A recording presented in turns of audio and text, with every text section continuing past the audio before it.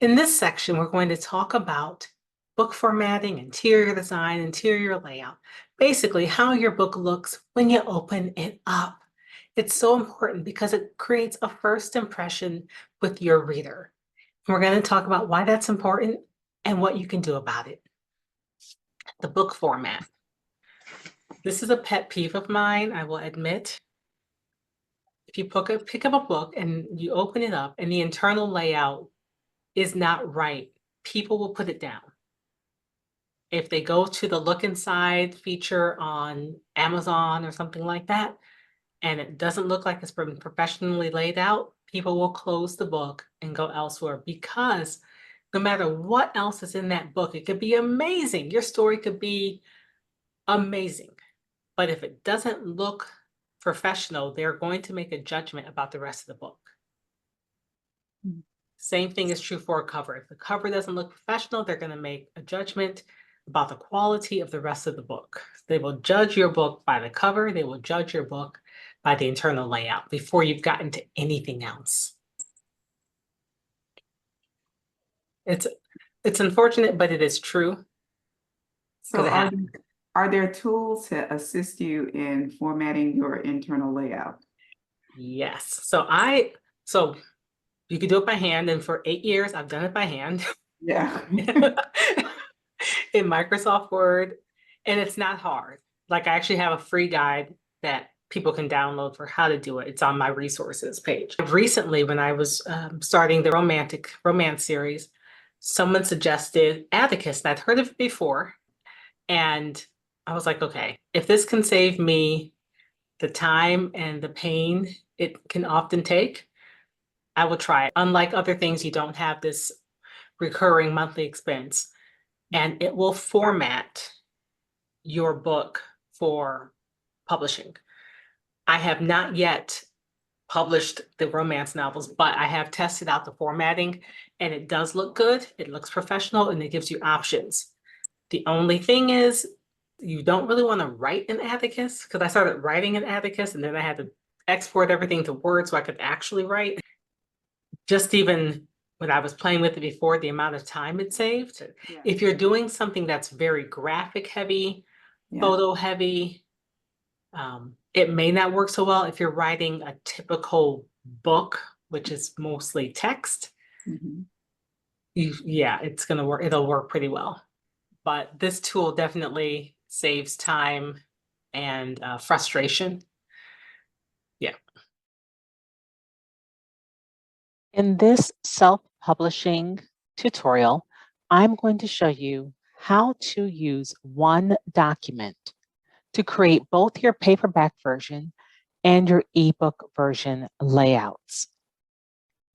Now, I have already formatted my document for paperback because that is the most extensive formatting that you will need is for your print version.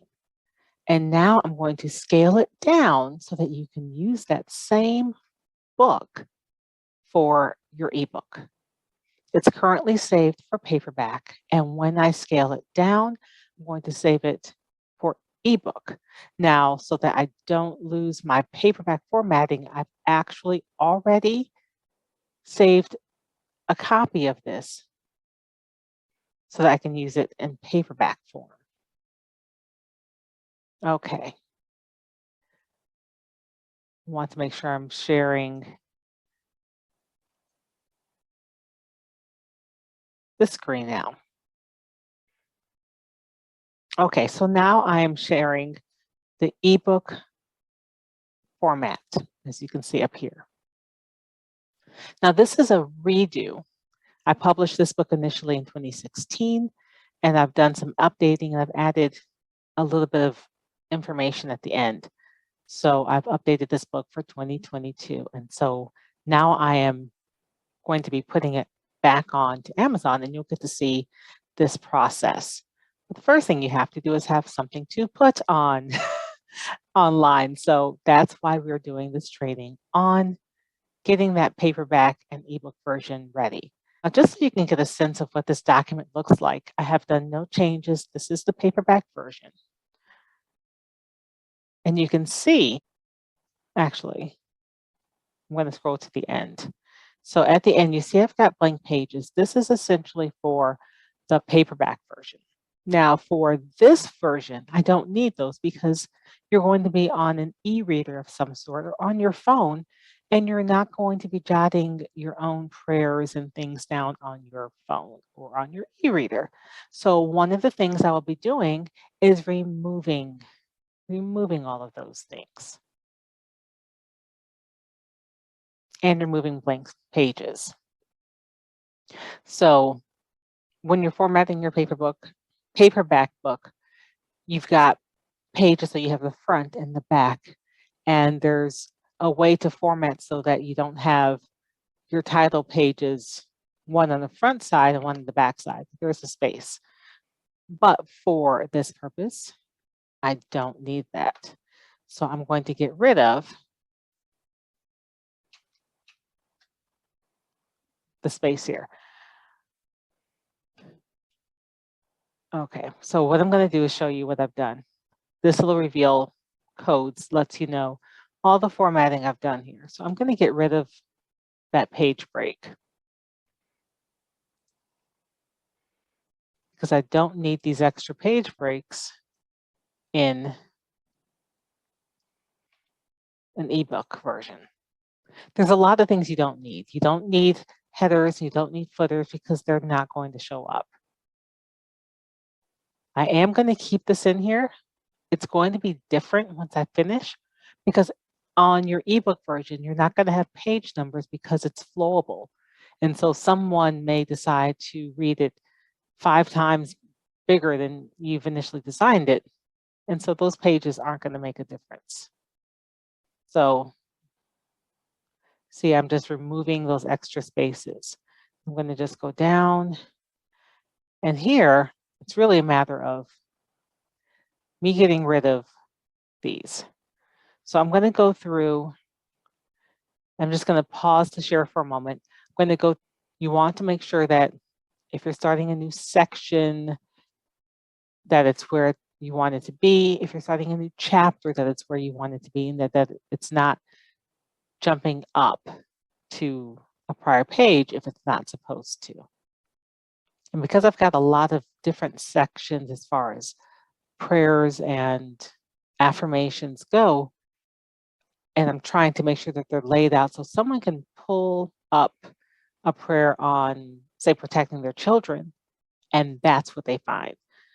There's not like 3 other prayers on that same page. So it is broken down in that way. So I want to make sure that that maintains its integrity.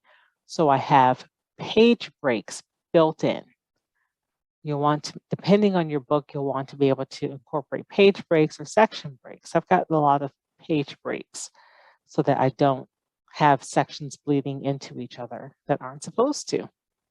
And so right now I am still removing all of those areas where I have lines for people to add their own customized wording and really make this their own book.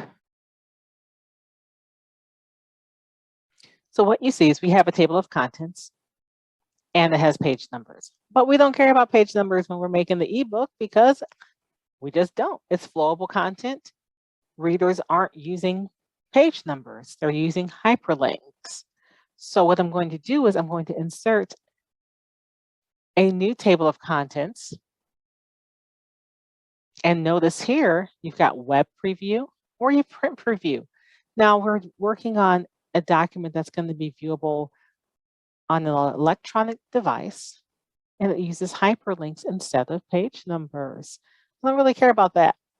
I still want my 2 levels. So I'm going to say, yeah, let's replace this baby. See how pretty that is? Not. We're going to fix that up.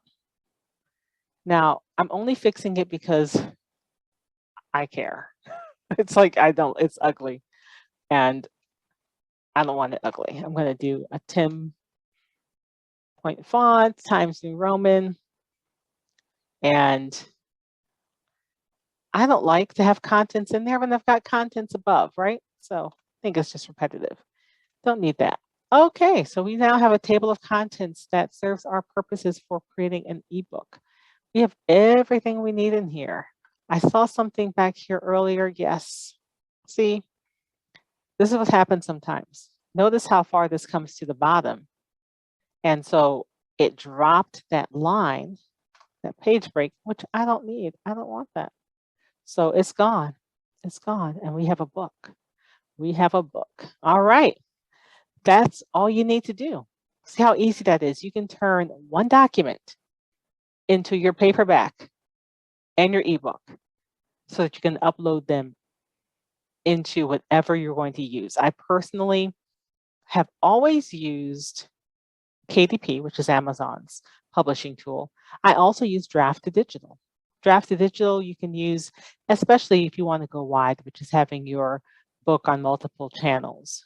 You can publish to iTunes, Kobo, Nook, several others. There's dozens of them. And it'll just do it for you. It's like magic. You upload it, you put the content and information in, you have your metadata, and voila, they do it for you. I love it. So that's how you get your book ready for the electronic version without having to create it from scratch. You just take your paperback version, your print version. Hope that helps. Hope you enjoyed this tutorial. If you want to know how I did the actual formatting of the paperback book, make sure you get my tips for formatting. And this is what it looks like without all of the things in there, right? All right. Thanks a lot.